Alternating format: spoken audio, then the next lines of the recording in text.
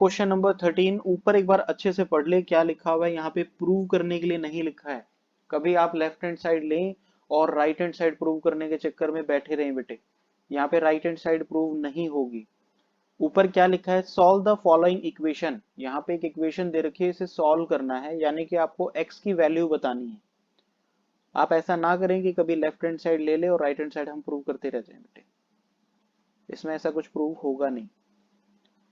As such आपको complete question को लेकर चलना है और दोनों साइड्स को बराबर चलाते रहेंगे और x की वैल्यू निकालेंगे। ओके, क्वेश्चन को एज इट इज मेंशन करते हैं बेटे। क्या है, 2 tan inverse cos x is equal to tan inverse 2 cosecant x। देखिए यहाँ पे 2 tan इनवर्स है, लेकिन यहाँ पे tan इनवर्स है। काश यहाँ पे 2 ना होता तो मैं tan इनवर्स को हटा देता और बाकी चीजों को कंपेयर कर लेता बेटे।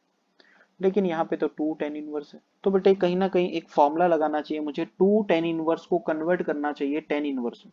तो 2 tan इनवर्स x के तीन फॉर्मूले होते हैं बेटे। सबसे पहला फॉर्मूला है बेटे साइन इनवर्स की टर्म में, जो कि है 2x upon 1 plus x square. दूसरा है बेटे कॉस इनवर्स की टर्म में, 1 प्लस एक्स स्क्वायर नीचे एज इट इज आएगा, कॉस शरारती होता है, प्लस को माइनस बनाएगा बेटे। और एक खुद का फॉर्मूला होता है बेटे टेन इनवर्स की टर्म में। औरों के फॉर्मूले में नीचे प्लस होता है, लेकिन खुद के फॉर्मूले में क्या होता है, माइनस होता है बेटे। और ऊपर वाला 2x है, तो यहाँ पे भी हम 2x लिखेंगे बेटे। तो हमें तो 2 टेन इनवर्स को टेन इनवर्स में कन्वर्ट करना है। तो देखिएगा यहाँ पे 2 टेन इनवर्स है, मैं 2 टेन इनवर्स को टेन इनवर्स में कन्वर्ट कर रहा हूँ।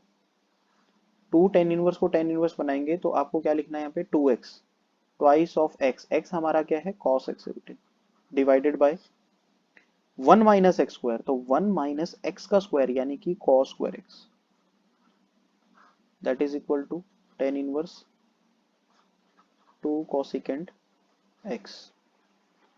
अब आप दोनों तरफ कंपेयर करें तो टेन इनवर्स को मैं हटा देता हूं। हालांकि ऐसा कैंसिल नहीं करना आपको एग्जाम में, आपको सिर्फ अंदर वाली वैल्यूज को इक्वल रख देना है बेटे। तो ये है 2 cos x divided by 1 minus cos square को आप लिख सकते हैं sine square x. 1 minus cos square क्या होता है, साइन स्क्वायर एक्स होता है बेटे, that is equal to 2 cosecant. Cosecant को लिख सकते हैं हम 1 by sine x. Cosecant x को हम लिख सकते हैं 1 बाय साइन एक्स। अब 2 से 2 कैंसिल हो जाएगा बेटे। इसके बाद साइन एक्स को इधर क्रॉस ले जाना है, तो ये हो जाएगा बेटे sine x into cos x is equal to sine square जो है बेटे राइट साइड में चला जाएगा, ये हो जाएगा साइन स्क्वायर एक्स। अब हम क्या करेंगे बेटे, साइन स्क्वायर एक्स को लेफ्ट साइड में ले आएंगे, तो ये हो जाएगा sine x into cos x. Sine square को इधर लाएंगे minus sine square x, that is equal to 0। इन दोनों में से बेटे आपको साइन एक्स कॉमन ले लेना है, तो साइन एक्स हमने कॉमन लिया, तो यहाँ पे बचा cos x minus sine x is equal to 0।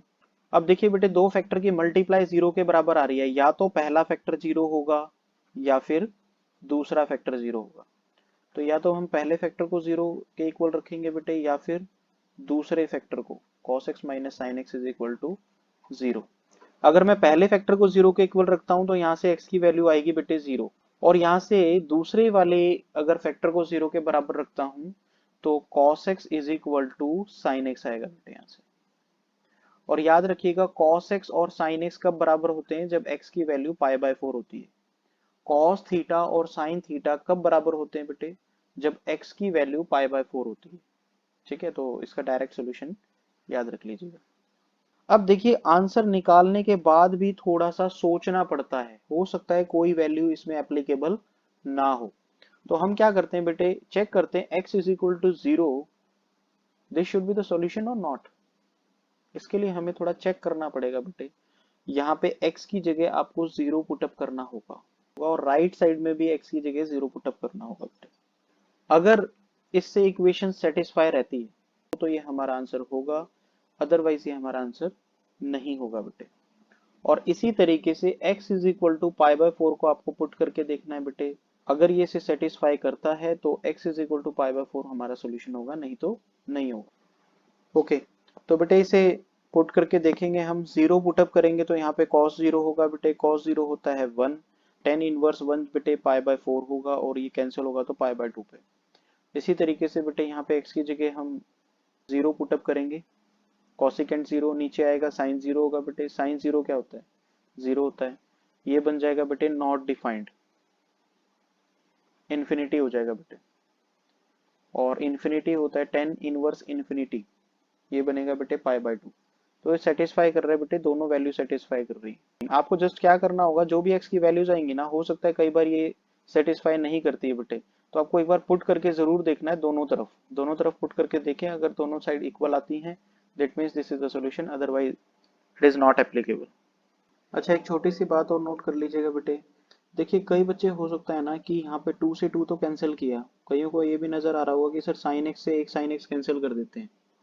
तो एक साइन से एक साइन कैंसिल नहीं होगा बेटे, यहाँ पे कभी वेरिएबल को आप कैंसिल मत कीजिएगा, ये बात ध्यान रखिएगा, अदरवाइज आप एक सोल्यूशन को कम कर रहे हैं।